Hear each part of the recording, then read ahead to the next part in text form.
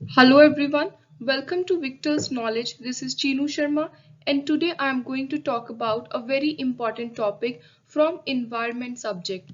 So environment ਦਾ ਜਿਹੜਾ ਵੀ question ਆਉਂਦਾ ਤੁਸੀਂ mostly exams ਦੇ ਵਿੱਚ ਦੇਖਿਆ ਹੋਊਗਾ ਕਿ ਉਹ international convention protocol ਵਿੱਚੋਂ ਪੁੱਛਿਆ ਜਾਂਦਾ ਹੈ। ਸੋ international protocol convention ਹੈ ਕੀ? ਸੋ ਵੱਖ-ਵੱਖ ਕੰਟਰੀਜ਼ ਇਕੱਠੀਆਂ ਹੋ ਕੇ ਵਰਲਡ ਲੈਵਲ ਤੇ ਕਈ ਵਾਰੀ ਇਹ ਜਿਹੇ ਐਗਰੀਮੈਂਟ ਕਰਦੀਆਂ ਨੇ ਇੱਕ ਦੂਜੇ ਦੇ ਨਾਲ ਇਹ ਜਿਹੀ ਕੋਆਪਰੇਸ਼ਨ ਇਹ ਜਿਹੇ ਇਕੱਠ ਕਰਦੀਆਂ ਨੇ ਜਿਹਦੇ ਵਿੱਚ ਕਿ ਉਹ ਇਹ ਤੈਅ ਕਰਨ ਕਿ ਆਪਾਂ ਨੇ ਇੱਕ ਪਾਰਟਿਕੂਲਰ ਚੀਜ਼ ਨੂੰ ਲੈ ਕੇ ਪੋਲਿਊਸ਼ਨ ਨਹੀਂ ਕ੍ਰੀਏਟ ਕਰਨਾ ਜਾਂ ਫਿਰ ਆਪਾਂ ਨੇ ਜਿਵੇਂ ਕਾਰਬਨ ਐਮਿਸ਼ਨ ਹੈ ਉਹਨੂੰ ਘਟਾਉਣਾ ਜਾਂ air pollution soil pollution chemicals ਨੂੰ ਲੈ ਕੇ ਸੋ ਇਸ ਤਰ੍ਹਾਂ ਨਾਲ ਜਿਹੜੀਆਂ ਵੀ ਚੀਜ਼ਾਂ ਆਪਣੇ ਵਾਤਾਵਰਣ ਨੂੰ ਇਨਵਾਇਰਨਮੈਂਟ ਨੂੰ ਨੁਕਸਾਨ ਪਹੁੰਚਾਉਂਦੀਆਂ ਨੇ ਸੋ ਉਹ ਚੀਜ਼ਾਂ ਨੂੰ ਘਟਾਉਣ ਦੇ ਲਈ ਵਾਤਾਵਰਣ ਨੂੰ ਸਹੀ ਕਰਨ ਦੇ ਲਈ ਇਨਵਾਇਰਨਮੈਂਟ ਨੂੰ ਡੀਗ੍ਰੇਡ ਹੋਣ ਤੋਂ ਬਚਾਉਣ ਦੇ ਲਈ ਅਲੱਗ-ਅਲੱਗ ਕੰਟਰੀਜ਼ ਆਪਸ ਦੇ ਵਿੱਚ ਐਗਰੀਮੈਂਟ ਕਰਦੀਆਂ ਨੇ ਜਿਨ੍ਹਾਂ ਨੂੰ ਆਪਾਂ ਕਨਵੈਨਸ਼ਨ ਜਾਂ ਪ੍ਰੋਟੋਕਾਲ ਕਹਿੰਦੇ ਆ ਸੋ ਇਨਵਾਇਰਨਮੈਂਟ ਦਾ ਜਦੋਂ ਵੀ ਆਪਾਂ ਨੇ ਸਿਲੇਬਸ ਤਿਆਰ ਕਰਨਾ ਹੈ ਸਭ ਤੋਂ ਇੰਪੋਰਟੈਂਟ ਚੀਜ਼ ਉਹਦੇ ਵਿੱਚ ਇਹੀ ਆਉਂਦੀ ਹੈ ਸੋ ਹੁਣ ਆਪਣੇ ਕੋਲ ਜਿਵੇਂ ਸਬ ਇੰਸਪੈਕਟਰ ਦਾ ਐਗਜ਼ਾਮ ਆਉਣ ਵਾਲਾ ਤਾਂ ਟਾਈਮ ਘੱਟ ਹੈ ਸੋ ਮੈਂ ਟਰਾਈ ਕਰੂੰਗੀ ਜਿੰਨੇ ਵੀ ਮੇਜਰ ਚੀਜ਼ਾਂ ਨੇ ਮੈਂ ਪਹਿਲਾਂ ਉਹ ਤੁਹਾਡੇ ਨਾਲ ਕਵਰ ਅਪ ਕਰ ਲਾਂ ਸੋ ਇਹ ਟੌਪਿਕ ਤੋਂ ਬਾਅਦ ਜਿਹੜਾ ਨੈਕਸਟ ਟੌਪਿਕ ਰਹੂਗਾ ਇਨਵਾਇਰਨਮੈਂਟ ਦਾ ਉਹਦੇ ਵਿੱਚ ਮੈਂ ਤੁਹਾਡੇ ਨਾਲ ਜਿੰਨੇ ਵੀ important national park wildlife sanctuaries ਜਾਂ ਬਾਇਓਸਫੀਅਰ ਰਿਜ਼ਰਵ ਨੇ ਸੋ ਇਹ ਸਾਰੀਆਂ ਚੀਜ਼ਾਂ ਵੀ ਇੱਕ ਵੀਡੀਓ ਦੇ ਵਿੱਚ ਹੀ ਕੰਪਾਈਲ ਕਰਕੇ ਸ਼ੇਅਰ ਕਰੂੰਗੀ ਸੋ ਸਟਾਰਟ ਕਰਨ ਤੋਂ ਪਹਿਲਾਂ ਮੈਂ ਤੁਹਾਡੇ ਨਾਲ ਇੱਕ ਇੰਪੋਰਟੈਂਟ ਚੀਜ਼ ਸ਼ੇਅਰ ਕਰਨੀ ਹੈ ਸੋ ਮੇਰੇ ਆਪਣੇ ਹੈਂਡ ਰਿਟਨ ਨੋਟਸ ਹੈ ਪੂਰੇ ਹਿਸਟਰੀ ਦੇ ਸਬਜੈਕਟ ਦੇ ਉੱਤੇ ਇਹਦੇ ਵਿੱਚ ਏਂਸ਼ੀਅੰਟ ਹਿਸਟਰੀ ਹੈ ਮਿਡੀਵਲ ਜਿਹੜੀ ਮੁਗਲਸ ਦਿੱਲੀ ਸਲਤਨਤ ਉਹਨਾਂ ਨਾਲ ਰਿਲੇਟਡ ਮਾਡਰਨ ਹਿਸਟਰੀ ਹੈ ਬ੍ਰਿਟਿਸ਼ਰਸ ਦੀ ਤੇ ਨਾਲ ਸੂਫੀ ਤੇ ਭਗਤੀ ਮੂਵਮੈਂਟ ਵੀ ਹੈ ਸੋ ਪੂਰੇ ਦੇ ਪੂਰੇ ਹਰ ਟੌਪਿਕ ਨੂੰ ਮੈਂ ਕਲਰਡ ਫਾਰਮ ਦੇ ਵਿੱਚ ਕੰਪਾਈਲ ਕੀਤਾ ਹੋਇਆ ਸੋ ਤੁਸੀਂ ਜੇ ਹੁਣ ਹਿਸਟਰੀ ਦਾ ਇੱਕ ਜਗ੍ਹਾ ਤੇ ਸਾਰੀ ਕੰਪਾਈਲੇਸ਼ਨ ਚਾਹੁੰਦੇ ਹੋ ਪੁਆਇੰਟਰਸ ਦੇ ਵਿੱਚ ਤੁਸੀਂ ਜਲਦੀ ਹਿਸਟਰੀ ਦਾ ਸਿਲੇਬਸ ਕੰਪਲੀਟ ਕਰਨਾ ਹੈ ਤਾਂ ਤੁਸੀਂ ਮੇਰੇ ਨੋਟਸ ਬਾਏ ਕਰ ਸਕਦੇ ਹੋ ਤੇ ਨੋਟਸ ਬਾਏ ਕਰਨ ਦੇ ਲਈ ਤੁਸੀਂ ਮੈਨੂੰ ਈਮੇਲ ਆਈਡੀ ਜਿਹੜੀ ਡਿਸਕ੍ਰਿਪਸ਼ਨ ਬਾਕਸ ਦੇ ਵਿੱਚ ਮੈਂਸ਼ਨ ਹੈ ਉਹਦੇ ਉੱਤੇ ਮੇਲ ਕਰੋ ਜਾਂ ਫਿਰ ਤੁਸੀਂ ਮੈਨੂੰ ਇੰਸਟਾਗ੍ਰam ਪੇਜ ਤੇ ਫੋਲੋ ਕਰਕੇ ਉੱਥੇ ਡੀਐਮ ਕਰ ਸਕਦੇ ਹੋ ਤੇ ਮੈਂ ਬਹੁਤ ਹੀ ਜ਼ਿਆਦਾ ਰੀਜ਼ਨੇਬਲ ਜੈਨੂਇਨ ਰੇਟ ਰੱਖਿਆ ਪੂਰੇ ਦੇ ਪੂਰੇ ਨੋਟਸ ਦਾ ਜਿਹਦੇ ਵਿੱਚ ਸਾਰੀ ਹਿਸਟਰੀ ਹੋਊਗੀ ਸਿਰਫ ਤੁਹਾਨੂੰ 200 ਰੁਪੀਜ਼ ਦੇ ਉੱਤੇ ਮਿਲਣਗੇ ਸੋ ਇਹ ਸਕੈਨਡ ਕਾਪੀ ਹੋਊਗੀ ਪੀਡੀਐਫ ਫਾਰਮ ਦੇ ਵਿੱਚ ਪੂਰੇ ਤੁਹਾਨੂੰ ਨੋਟਸ ਕੰਪਾਈਲਡ ਮਿਲਣਗੇ ਸੋ ਜੇ ਤੁਸੀਂ ਖਰੀਦਣਾ ਚਾਹੁੰਦੇ ਹੋ ਤਾਂ ਮੈਨੂੰ ਮੇਲ ਕਰ ਦਿਓ ਤੇ ਹੁਣ ਆਪਾਂ ਸਟਾਰਟ ਕਰਦੇ ਹਾਂ ਆਪਣੇ ਟੌਪਿਕ ਤੋਂ ਸੋ ਆਪਣੀ ਪਹਿਲਾ ਜਿਹੜੀ ਇੰਪੋਰਟੈਂਟ ਕਨਵੈਨਸ਼ਨ ਆਉਂਦੀ ਹੈ ਉਹ ਹੈ ਰਾਮਸਰ ਕਨਵੈਨਸ਼ਨ ਬਹੁਤ ਇੰਪੋਰਟੈਂਟ ਹੈ ਐਗਜ਼ਾਮ ਦੇ ਵਿੱਚ ਬਾਰ-ਬਾਰ ਪੁੱਛੀ ਜਾਂਦੀ ਹੈ ਕਿ ਰਾਮਸਰ ਸਾਈਟਸ ਕਿਹੜੀਆਂ ਨੇ ਕਿਹੜੇ ਵੈਟਲੈਂਡਸ ਨੇ ਸੋ ਵੈਟਲੈਂਡਸ ਵਗੈਰਾ ਦੀ ਡੀਟੇਲ ਆਪਾਂ ਆਪਣੀ ਨੈਕਸਟ ਵੀਡੀਓ 'ਚ ਕਰਾਂਗੇ ਮੈਂ ਤੁਹਾਨੂੰ ਜਦੋਂ ਬਾਇਓਸਫੀਅਰ ਰਿਜ਼ਰਵ ਵਗੈਰਾ ਕਰਵਾਉਂਗੀ ਨਾਲ ਹੀ ਤੁਹਾਨੂੰ ਵੈਟਲੈਂਡਸ ਦੀ ਵੀ ਪੂਰੀ ਡੀਟੇਲ ਦੇ ਦੂੰਗੀ ਇੱਕ ਜਗ੍ਹਾ ਤੇ ਤੁਹਾਨੂੰ ਸਾਰੀ ਲਿਸਟ ਮਿਲ ਜੂਗੀ ਸੋ ਹੁਣ ਅੱਜ ਆਪਾਂ ਸਿਰਫ ਕਨਵੈਨਸ਼ਨਸ ਤੇ ਅਗਰੀਮੈਂਟ ਇਹ ਕਦੋਂ ਆਏ ਤੇ ਇਹ ਕਿਸ ਚੀਜ਼ ਨਾਲ ਰਿਲੇਟਡ ਨੇ ਸਿਰਫ ਇਹ ਦੋ ਚੀਜ਼ਾਂ ਪੜਾਂਗੇ ਸੋ ਰਾਮਸਰ ਕਨਵੈਨਸ਼ਨ ਵੈਟਲੈਂਡ ਉੱਤੇ ਹੈ ਤੇ ਇਹ ਈਰਾਨ ਰਾਮਸਰ ਇੱਕ ਸਿਟੀ ਹੈ ਈਰਾਨ ਦੀ ਉੱਥੇ ਅਡਾਪਟ ਕੀਤੀ ਗਈ ਇਸੇ ਤੋਂ ਇਹਦਾ ਨਾਮ ਰਾਮਸਰ ਕਨਵੈਨਸ਼ਨ ਪਿਆ ਤੇ 1971 ਚ ਅਡਾਪਟ ਕੀਤੀ ਤੇ ਲਾਗੂ ਕਦੋਂ ਹੋਈ 1975 ਸੋ ਡੇਟਸ ਤੇ ਕਿਸ ਚੀਜ਼ ਨੂੰ ਲੈ ਕੇ ਕਨਵੈਨਸ਼ਨ ਹੈ ਸਿਰਫ ਆਪਾਂ ਨੂੰ ਇੰਨਾ ਹੀ ਯਾਦ ਰੱਖਣ ਦੀ ਲੋੜ ਹੈ ਸੋ ਇੰਡੀਆ ਨੇ ਰੀਸੈਂਟਲੀ 10 ਜਗ੍ਹਾ ਨੂੰ ਵੈਟਲੈਂਡ ਦੇ ਅੰਦਰ ਪਾਇਆ ਰੀਸੈਂਟਲੀ ਸੋ ਇਹ ਕਿਹੜੀਆਂ-ਕਿਹੜੀਆਂ ਜਗ੍ਹਾ ਨੇ ਤੇ ਜਿਵੇਂ ਹੁਣ ਆਪਣਾ ਪੰਜਾਬ ਦਾ ਐਗਜ਼ਾਮ ਹੈ ਤਾਂ ਤਿੰਨ ਇੰਪੋਰਟੈਂਟ ਜਗ੍ਹਾ ਜਿਹੜੀਆਂ ਰੀਸੈਂਟਲੀ ਰਾਮਸਰ ਸਾਈਟ ਦੇ ਅੰਦਰ ਆਈਆਂ ਨੇ ਪੰਜਾਬ ਦੀਆਂ ਉਹ ਆਪਾਂ ਨੂੰ ਟਿਪਸ ਤੇ ਹੋਣੀਆਂ ਚਾਹੀਦੀਆਂ ਨੇ ਤੁਸੀਂ ਇਹਨੂੰ ਚੰਗੀ ਤਰ੍ਹਾਂ ਰੱਟਾ ਮਾਰ ਲਓ ਸੋ ਪੰਜਾਬ ਦੀਆਂ ਤਿੰਨ ਜਗ੍ਹਾ ਕੇਸ਼ਵਪੁਰ ਮਿਆਨੀ ਬਿਆਸ ਕੰਜ਼ਰਵੇਸ਼ਨ ਰਿਜ਼ਰਵ ਤੇ ਨੰਗਲ ਇਹ ਤਿੰਨ ਚੀਜ਼ਾਂ ਰੀਸੈਂਟਲੀ ਇੰਡੀਆ ਦੀ ਸਰਕਾਰ ਨੇ ਵੈਟਲੈਂਡ ਦੇ ਅੰਦਰ ਪਾਈਆਂ ਨੇ ਤੇ ਇਹ ਤੁਹਾਨੂੰ 100% ਐਗਜ਼ਾਮ ਦੇ ਵਿੱਚ ਕੁਐਸਚਨ ਆਉਣ ਦੇ ਚਾਂਸਸ ਹੈ ਸੋ ਮਹਾਰਾਸ਼ਟਰ ਦਾ ਨੰਦੂਰ यूपी नवाबगंज पार्वती आगरा सम्मान ਸਮਾਸਪੁਰ ਸਾਂਦੀ ਸਰਸਾਏ ਨਾਵਰ ਸੋ ਇਹ ਸਾਰੀਆਂ ਚੀਜ਼ਾਂ ਐਡ ਕੀਤੀਆਂ ਨੇ ਵੈਟਲੈਂਡ ਦੇ ਵਿੱਚ ਸੋ ਦੂਜੀ ਇੰਪੋਰਟੈਂਟ ਕਨਵੈਨਸ਼ਨ ਆਉਂਦੀ ਹੈ ਸਟਾਕਹੋਮ ਜਿਹੜੀ ਇਹ ਕਨਵੈਨਸ਼ਨ ਹੈ ਇਹ ਪਰਸਿਸਟੈਂਟ ਆਰਗੈਨਿਕ ਪੋਲਿਊਟੈਂਟ ਜਿਹਨੂੰ ਆਪਾਂ POP ਕਹਿੰਦੇ ਆ ਇਹਨਾਂ ਨੂੰ ਰੋਕਣ ਦੇ ਲਈ ਇਹਨਾਂ ਦੀ ਜਿਹੜੀ ਇਮਿਸ਼ਨ ਹੈ ਜਿਹੜਾ ਨਿਕਲਦੇ ਨੇ ਉਹਨੂੰ ਘਟਾਉਣ ਦੇ ਲਈ ਇਹ ਕਨਵੈਨਸ਼ਨ ਲਿਆਂਦੀ ਗਈ ਤੇ ਕਿੱਥੇ ਲਿਆਂਦੀ ਗਈ ਜਨੀਵਾ ਸਵਿਟਜ਼ਰਲੈਂਡ ਦੇ ਵਿੱਚ 2001 ਤੇ ਲਾਗੂ ਕਦੋਂ ਹੋਈ 2004 ਦੇ ਵਿੱਚ ਸੋ ਇੱਕ ਐਗਜ਼ਾਮ ਹੋਇਆ ਸੀ, ਉਹਦੇ ਵਿੱਚ ਕੁਐਸਚਨ ਪੁੱਛਿਆ ਗਿਆ ਸੀ ਕਿ ਪਰਸਿਸਟੈਂਟ ਆਰਗੈਨਿਕ ਪੋਲਿਊਟੈਂਟ ਕੀ ਹੈ। ਸੋ ਮੈਂ ਤੁਹਾਨੂੰ ਨਾਲ ਦੀ ਨਾਲ ਕਨਵੈਨਸ਼ਨਸ ਤੋਂ ਜੋ ਵੀ ਇੰਪੋਰਟੈਂਟ ਟਰਮਸ ਨੇ ਉਹਨਾਂ ਦੇ ਮੀਨਿੰਗ ਪ੍ਰੋਵਾਈਡ ਕਰਵਾਉਂਗੀ, ਸੋ ਦੈਟ ਤੁਹਾਨੂੰ ਅਲੱਗ ਤੋਂ ਕੋਈ ਰਿਸਰਚ ਕਰਨ ਦੀ ਜ਼ਰੂਰਤ ਨਾ ਪਵੇ ਤੇ ਤੁਹਾਨੂੰ ਇੱਕ ਵੀਡੀਓ ਦੇ ਵਿੱਚ ਹੀ ਸਾਰਾ ਰਿਲਾਇਬਲ ਕੰਟੈਂਟ ਮਿਲ ਜਾਵੇ। ਸੋ ਪਰਸਿਸਟੈਂਟ ਆਰਗੈਨਿਕ ਪੋਲਿਊਟੈਂਟ ਹੈ ਕਿ ਜਿਹੜੇ ਵੀ ਕਾਰਬਨ ਬੇਸਡ ਕੈਮੀਕਲ ਸਬਸਟੈਂਸ ਨੇ ਜੋ ਵੀ ਇਨਵਾਇਰਨਮੈਂਟ ਦੇ ਵਿੱਚ ਰਿਲੀਜ਼ ਹੁੰਦੀਆਂ ਨੇ ਅਲੱਗ-ਅਲੱਗ ਚੀਜ਼ਾਂ ਦੇ ਵਿੱਚ, ਉਹਨੂੰ ਆਪਾਂ ਪਰਸਿਸਟੈਂਟ ਆਰਗੈਨਿਕ ਪੋਲਿਊਟੈਂਟ ਕਹਿੰਦੇ ਆ। ਤੇ ਇਹ ਬਹੁਤ ਸਮੇਂ ਦੇ ਲਈ ਵਾਤਾਵਰਣ ਦੇ ਵਿੱਚ ਰਹਿੰਦੇ ਨੇ, ਇਹ ਛੇਤੀ ਜਾਂਦੇ ਨਹੀਂ। ਸੋ ਇਹੀ ਕਾਰਨ ਹੈ ਕਿ ਇਹ ਆਪਣੇ ਇਨਵਾਇਰਨਮੈਂਟ ਨੂੰ ਬਹੁਤ ਜ਼ਿਆਦਾ ਨੁਕਸਾਨ ਪਹੁੰਚਾਉਂਦੇ ਨੇ। ਤੇ ਮੇਨ ਕਿੰਨਾ ਚੀਜ਼ਾਂ ਦੇ ਥਰੂ ਇਹ ਆਉਂਦੇ ਨੇ ਇਨਵਾਇਰਨਮੈਂਟ। ਸੋ ਇਹ ਸੋਇਲ ਮਿੱਟੀ ਦੇ ਥਰੂ ਆ ਸਕਦੇ ਨੇ, ਪਾਣੀ ਦੇ, ਹਵਾ ਦੇ। ਸੋ ਇਹਦੇ ਨਾਲ ਕੀ ਹੁੰਦਾ ਹੈ ਕਿ ਬਹੁਤ ਹੀ ਜ਼ਿਆਦਾ ਇਹ ਜ਼ਹਿਰੀਲੇ ਪਦਾਰਥ ਨੇ, ਟੌਕਸਿਕ ਨੇਚਰ ਦੇ ਨੇ। ਇਹ ਐਨੀਮਲਸ ਨੂੰ, ਪਲਾਂਟਸ ਨੂੰ, ਹਿਊਮਨਸ ਨੂੰ, ਹਰ ਕਿਸੇ ਨੂੰ ਨੁਕਸਾਨ ਪਹੁੰਚਾਉਂਦੇ ਨੇ। ਤੇ ਨਾਲ ਹੀ ਇੱਕ ਬਾਇਓ ਐਕਿਊਮੂਲੇਸ਼ਨ, ਇਹ ਟਰਮ ਬਹੁਤ ਵਾਰੀ ਐਗਜ਼ਾਮ 'ਚ ਪੁੱਛੀ ਜਾਂਦੀ ਹੈ that what do you mean by bioaccumulation. So bioaccumulation ਦਾ ਸਿੱਧਾ ਜਿਹਾ ਮਤਲਬ ਹੈ ਕਿ ਜਿਹੜੇ ਪਰਸਿਸਟੈਂਟ ਆਰਗੈਨਿਕ ਪੋਲਿਊਟਡ ਨੇ, ਇਹ ਜ਼ਹਿਰੀਲੇ ਪਦਾਰਥ ਨੇ ਕਾਰਬਨ ਬੇਸਡ, ਇਹ ਜਿਹੜੇ ਆਪਣੇ ਫੈਟੀ ਟਿਸ਼ੂਜ਼ ਹੁੰਦੇ ਨੇ ਕੋਈ ਐਨੀਮਲਸ ਦੇ, ਹਿਊਮਨਸ ਦੇ, ਉਹਨਾਂ ਦੇ ਵਿੱਚ ਮਿਲ ਕੇ ਇਹ ਮੈਗਨੀਫਾਈ ਹੁੰਦੇ ਨੇ, ਮਤਲਬ ਕਿ ਇਹ ਵੱਧਦੇ ਜਾਂਦੇ ਨੇ, ਐਕਿਊਮੂਲੇਟ ਹੁੰਦੇ ਜਾਂਦੇ ਨੇ, ਇਕੱਠੇ ਹੁੰਦੇ ਜਾਂਦੇ ਨੇ ਅੰਦਰ। ਸੋ ਜਦੋਂ ਇਹ ਵਧੂਗੀ ਇਹਨਾਂ ਦੀ ਕੰਸੈਂਟ੍ਰੇਸ਼ਨ, ਤਾਂ ਆਬਵੀਅਸ ਹੈ ਕਿ ਉਹਦਾ ਨੁਕਸਾਨ ਬਹੁਤ ਜ਼ਿਆਦਾ ਹੋਊਗਾ ਹਿਊਮਨਸ ਦੇ ਉੱਤੇ, ਵਾਈਲਡ ਲਾਈਫ ਦੇ ਉੱਤੇ। ਸੋ ਪੂਰੀ ਦੀ ਪੂਰੀ ਜਿਹੜੀ ਫੂਡ ਚੇਨ ਹੈ ਉਹਦੇ ਉੱਤੇ ਨੁਕਸਾਨ ਕਰਦੀ ਹੈ ਇਹ ਪਰਸਿਸਟੈਂਟ ਆਰਗੈਨਿਕ ਪੋਲਿਊਟੈਂਟ। ਤੇ ਇਹਨਾਂ ਨੂੰ ਰੋਕਣ ਦੇ ਲਈ ਹੀ ਸਟਾਕਹੋਮ ਕਨਵੈਨਸ਼ਨ ਨੂੰ ਲਿਆਂਦਾ ਗਿਆ। ਸੋ ਤੀਜੀ ਹੈ ਸਾਈਟਸ। ਸਾਈਟਸ ਆ ਇਹ international trade in endangered species of wild flora and fauna. So ਜਿੰਨਾ ਵੀ ਟ੍ਰੇਡ ਕੀਤਾ ਜਾਂਦਾ ਹੈ, ਕੋਈ ਇਲੀਗਲ ਹੰਟਿੰਗ ਹੁੰਦੀ ਹੈ ਜਾਂ ਇੱਕ ਕੰਟਰੀ ਤੋਂ ਦੂਜੀ ਕੰਟਰੀ 'ਚ ਕੋਈ ਇਲੀਗਲ ਗਲਤ ਤਰੀਕੇ ਦੇ ਨਾਲ ਐਨੀਮਲਸ ਵਗੈਰਾ ਦਾ ਟ੍ਰੇਡ ਕੀਤਾ ਜਾਂਦਾ ਹੈ, ਵਪਾਰ ਕੀਤਾ ਜਾਂਦਾ ਹੈ। ਸੋ ਉਸ ਚੀਜ਼ ਨੂੰ ਰੋਕਣ ਦੇ ਲਈ ਸਾਈਟਸ ਕਨਵੈਨਸ਼ਨ ਲਿਆਂਦੀ ਗਈ। ਸੋ ਇਹ 1963 ਦੇ ਵਿੱਚ ਆਈ ਤੇ ਕਦੋਂ ਲਾਗੂ ਹੋਈ? 1975 'ਚ। ਸੋ ਉਸ ਤੋਂ ਬਾਅਦ ਆਉਂਦੀ ਹੈ convention on biological diversity. So biological diversity ਇੱਕ ਕਨਵੈਨਸ਼ਨ ਹੀ, ਇਹਦੇ ਉੱਤੇ ਇਹਨੂੰ CBD ਕਹਿੰਦੇ ਆਪਾਂ। ਸੋ ਇਹਦਾ ਸਿੱਧਾ ਜਿਹਾ ਮਤਲਬ ਹੈ ਕਿ ਜਿੰਨੇ ਵੀ ਵੱਖ-ਵੱਖ ਤਰ੍ਹਾਂ ਦੇ ਆਪਣੇ ਕੋਲ ਬਾਇਓਲੋਜੀਕਲ ਚੀਜ਼ਾਂ ਨੇ, ਐਨੀਮਲਸ ਹੈ, ਪਲਾਂਟਸ ਹੈ, ਉਹਨਾਂ ਨੂੰ ਬਚਾ ਕੇ ਰੱਖਣ ਲਈ ਉਹਨਾਂ ਦੀ ਅਸਲੀ ਜਗ੍ਹਾ ਦੇ ਉੱਤੇ, ਸੋ ਉਸ ਚੀਜ਼ ਨੂੰ ਲੈ ਕੇ ਇਹ ਬਾਇਓਲੋਜੀਕਲ ਡਾਇਵਰਸਿਟੀ ਦੀ ਕਨਵੈਨਸ਼ਨ ਆਈ। ਸੋ ਇਹ 1992 ਚ ਅਡਾਪਟ ਕੀਤੀ ਤੇ ਅਗਲੇ ਹੀ ਸਾਲ ਇਹਨੂੰ ਲਾਗੂ ਕਰਤਾ 1993 ਵਿੱਚ। ਫਿਰ ਆਉਂਦੀ ਹੈ ਬੌਨ ਕਨਵੈਨਸ਼ਨ। ਇਹ ਬਹੁਤ ਵਾਰੀ ਐਗਜ਼ਾਮਸ ਪੁੱਛੀ ਗਈ ਹੈ ਕਿ ਇਹ ਕਿਹਦੇ ਨਾਲ ਰਿਲੇਟਡ ਹੈ। ਸੋ ਜਿੰਨੇ ਵੀ ਮਾਈਗ੍ਰੇਟਰੀ ਸਪੀਸੀਜ਼ ਹੁੰਦੀਆਂ ਨੇ ਵਾਈਲਡ ਐਨੀਮਲ ਦੀਆਂ, ਉਹਨਾਂ ਨੂੰ ਬਚਾ ਕੇ ਰੱਖਣ ਲਈ। ਮਾਈਗ੍ਰੇਟਰੀ ਦਾ ਮਤਲਬ ਹੈ ਕਿ ਜਦੋਂ ਕੁਝ ਐਨੀਮਲਸ ਨੂੰ ਇੱਕ ਜਗ੍ਹਾ ਦਾ ਵਾਤਾਵਰਣ ਸੂਟ ਨਹੀਂ ਕਰਦਾ ਤਾਂ ਉਹ ਥੋੜੇ ਸਮੇਂ ਦੇ ਲਈ ਦੂਜੀ ਜਗ੍ਹਾ ਤੇ ਮਾਈਗ੍ਰੇਟ ਹੋ ਜਾਂਦੇ ਨੇ। ਸੋ ਉਹ ਜਿਹੜੇ ਐਨੀਮਲਸ ਨੇ ਉਹਨਾਂ ਨੂੰ ਬਚਾ ਕੇ ਰੱਖਣ ਦੇ ਲਈ, ਕੰਜ਼ਰਵ ਕਰਕੇ ਰੱਖਣ ਦੇ ਲਈ ਇਹ ਕਨਵੈਨਸ਼ਨ ਲਿਆਂਦੀ ਗਈ। ਸੋ ਇਹ 1983 ਦੇ ਵਿੱਚ ਲਾਗੂ ਹੋਈ। ਫਿਰ ਆਉਂਦੀ ਹੈ ਵੀਨਾ ਕਨਵੈਨਸ਼ਨ, ਬਹੁਤ ਇੰਪੋਰਟੈਂਟ ਹੈ, ਬਾਰ-ਬਾਰ ਇਹ ਕੁਐਸਚਨ ਪੁੱਛਿਆ ਜਾਂਦਾ ਹੈ, ਚਾਹੇ ਕੋਈ ਵੀ ਐਗਜ਼ਾਮ ਹੈ, ਸਟੇਟ ਲੈਵਲ ਦਾ, ਸੈਂਟਰ ਲੈਵਲ ਦਾ। ਸੋ ਇਹ 1988 ਦੇ ਵਿੱਚ ਲਾਗੂ ਹੋਈ ਤੇ ਇਹ ਬੇਸਿਕਲੀ ਓਜ਼ੋਨ ਲੇਅਰ, ਜਿਹੜੀ ਆਪਣੀ ਓਜ਼ੋਨ ਲੇਅਰ ਹੈ, ਉਹਨੂੰ ਬਚਾ ਕੇ ਰੱਖਣ ਦੇ ਲਈ ਇਹ ਕਨਵੈਨਸ਼ਨ ਨੂੰ ਲਿਆਂਦਾ ਗਿਆ।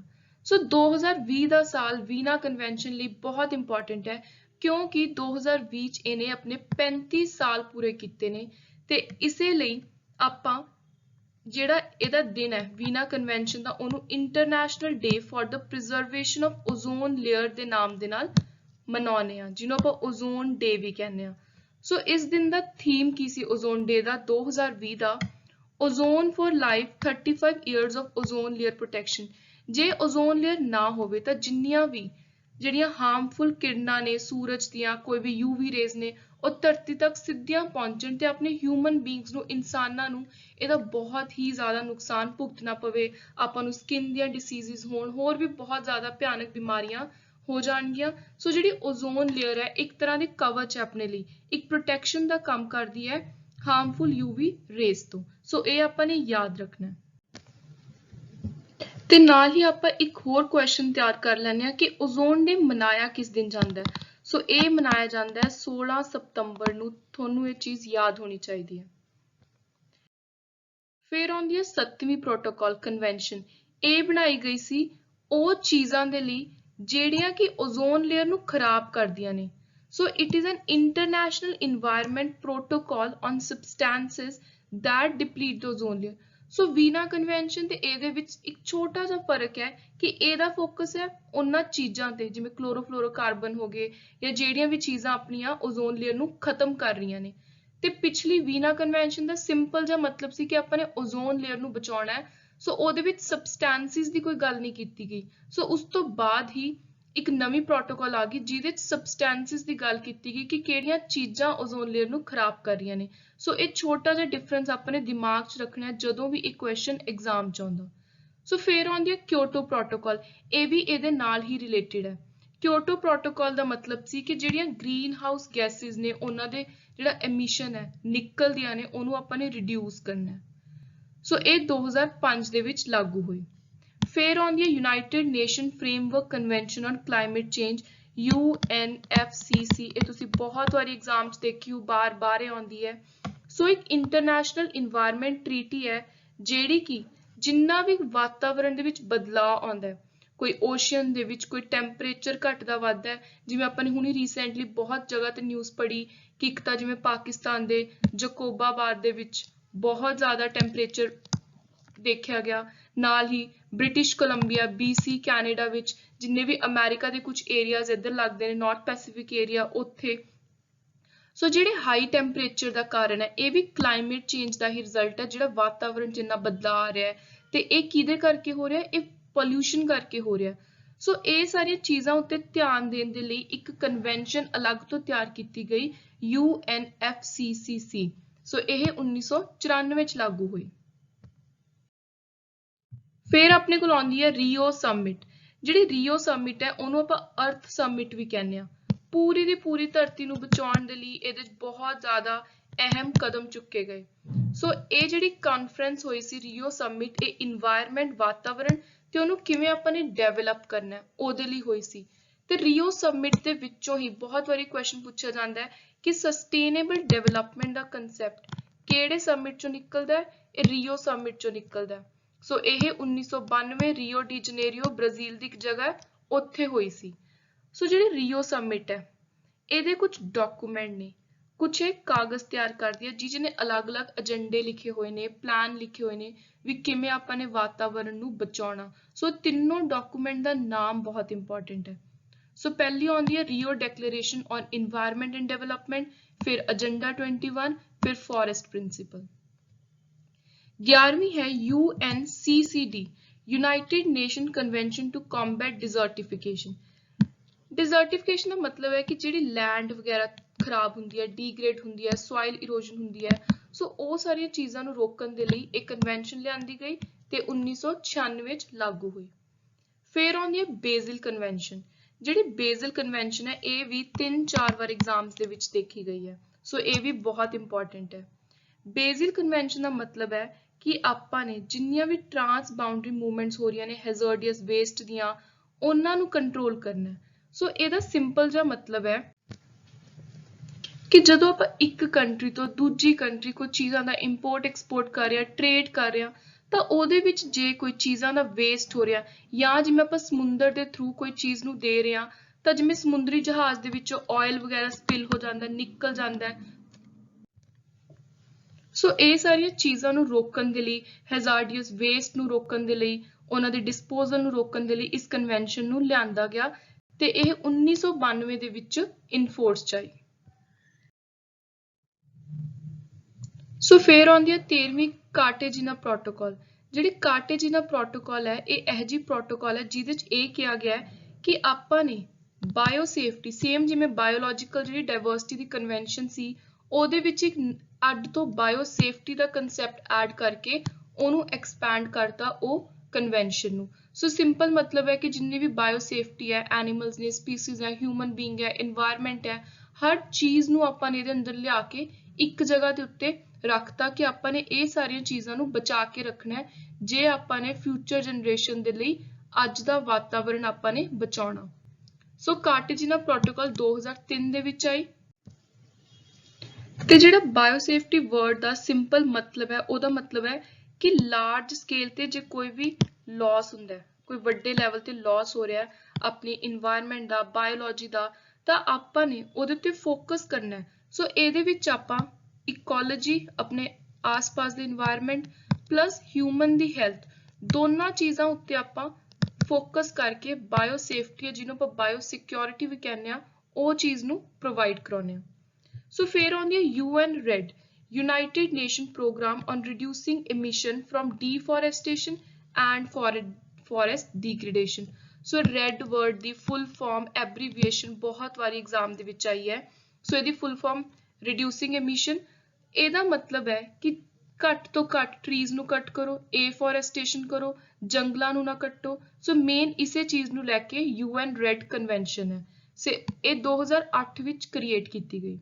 ਫਿਰ ਆਉਂਦੀ ਹੈ ਨਗੋਇਆ ਪ੍ਰੋਟੋਕਾਲ। ਸੋ ਇਹ ਸੈਂਟਰ ਲੈਵਲ ਦੇ ਐਗਜ਼ਾਮਸ ਦੇ ਵਿੱਚ 100% ਬਾਰ-ਬਾਰ ਪੁੱਛਣ ਵਾਲਾ ਕੁਐਸਚਨ ਹੈ ਕਿ ਨਗੋਆ ਪ੍ਰੋਟੋਕਾਲ ਕਿਸ ਚੀਜ਼ ਨਾਲ ਰਿਲੇਟਡ ਹੈ। ਸੋ ਇੱਕ ਇੰਟਰਨੈਸ਼ਨਲ ਇਨਵਾਇਰਨਮੈਂਟ ਪ੍ਰੋਟੋਕਾਲ ਹੈ। ਬੇਸਿਕਲੀ ਇਹਦੇ ਵਿੱਚ ਇਹ ਕਿਹਾ ਗਿਆ ਹੈ ਕਿ ਜਿਹੜਾ ਵੀ ਜੈਨੇਟਿਕ ਰਿਸੋਰਸ ਦੇ ਉੱਤੇ ਐਕਸੈਸ ਹੈ, ਉਹ ਫੇਅਰ ਤੇ ਇਕੁਇਟੇਬਲ ਤਰੀਕੇ ਦੇ ਨਾਲ ਹੋਵੇ, ਤੇ ਨਾਲ ਹੀ ਇਹਦੇ ਵਿੱਚ ਬਾਇਓਲੋਜੀਕਲ ਡਾਇਵਰਸਿਟੀ ਦੀ ਦੁਬਾਰਾ ਤੋਂ ਗੱਲ ਚੱਕੀ ਗਈ ਹੈ।